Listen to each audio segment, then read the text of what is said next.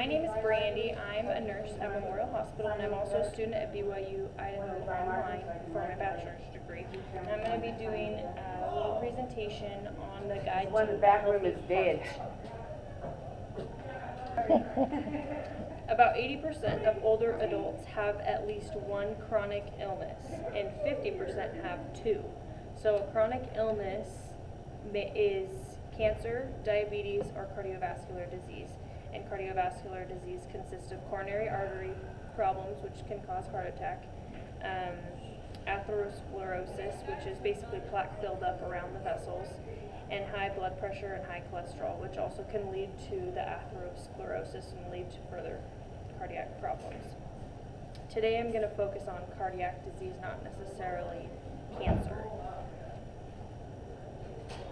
So the best ways to prevent a chronic condition is to do appropriate screening. So frequent doctor's visits, blood pressure checks, routine blood work, and smoking cessation. Untreated high blood pressure can lead to heart attack, stroke, or other heart problems. Factors contributing to blood pressure include salt intake, heart damage, kidney function, and genetics. So if you have a previous heart problem or previous kidney problem, then that can result in higher blood pressure or make your blood pressure not as maintained. Blood pressure oftentimes doesn't cause any adverse effects until it's in its advanced stage. So controlling your blood pressure is the most important factor in taking care of yourself. Ways to control your blood pressure include eating a healthy diet, so lean meats, vegetables, fruits, not a lot of fatty foods or sugary foods, drinking lots of water unless you have a condition that tells you probably shouldn't drink as much water, like heart failure. Regular exercise, typically they say about 30 minutes a day. Limit the amount of sodium you eat, reduce stress, and take your medications as prescribed.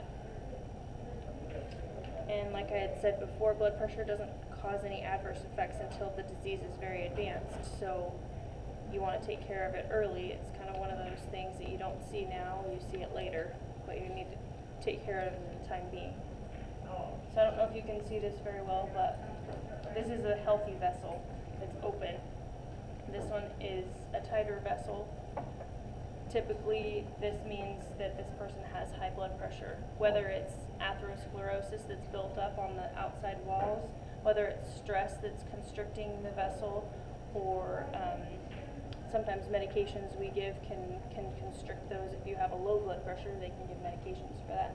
So whenever it's smaller, it's kind of like a hose. You got a lot more pressure. Whenever there's a lot more pressure, things can break. If there's a leaky, loose area, not as strong, it can break loose. It can cause an hemorrhagic stroke or hemorrhagic anywhere else. Basically, a vessel is weak in one area, and high blood pressure can make that rupture and have you bleed out somewhere. So this is the plaque that builds up around your arteries.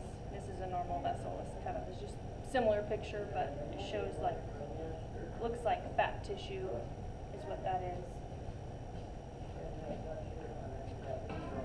So things that cause atherosclerosis, which is the plaque buildup around your vessels, are uncontrolled diabetes, uncontrolled blood pressure, bad cholesterol. There's good cholesterol and there's bad cholesterol. So the bad cholesterol is the one that causes the atherosclerosis. Smoking, obesity, stress, poor diet, not exercising, and excessive alcohol intake. So atherosclerosis can cause coronary artery disease, which is chest pain, heart attack, and I'll show a picture here soon that shows what causes this chest pain and heart attack, which is the plaque buildup around the vessels on top of your heart.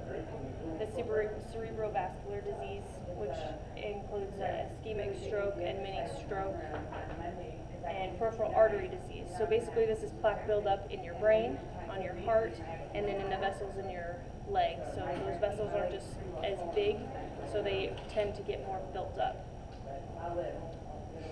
So here, this is a hemorrhagic stroke. This is where the vessels are weak in an area, like I talked about, and your blood pressure is really high. So if it's weak in this area, it's going to break eventually. It's going to rupture, and you're going to have a bleed here, and then that's going to cause deficits in your brain. That's from uncontrolled blood pressure, typically. Sometimes it can be genetic if you have just small vessels or weak vessels. In a ischemic stroke here, you can kind of see, I don't know if you can see it from there, there's the atherosclerosis built up here on the edges, and then whether you have a clotting problem, blood can get stuck here over time, or it can be because of a clotting disorder.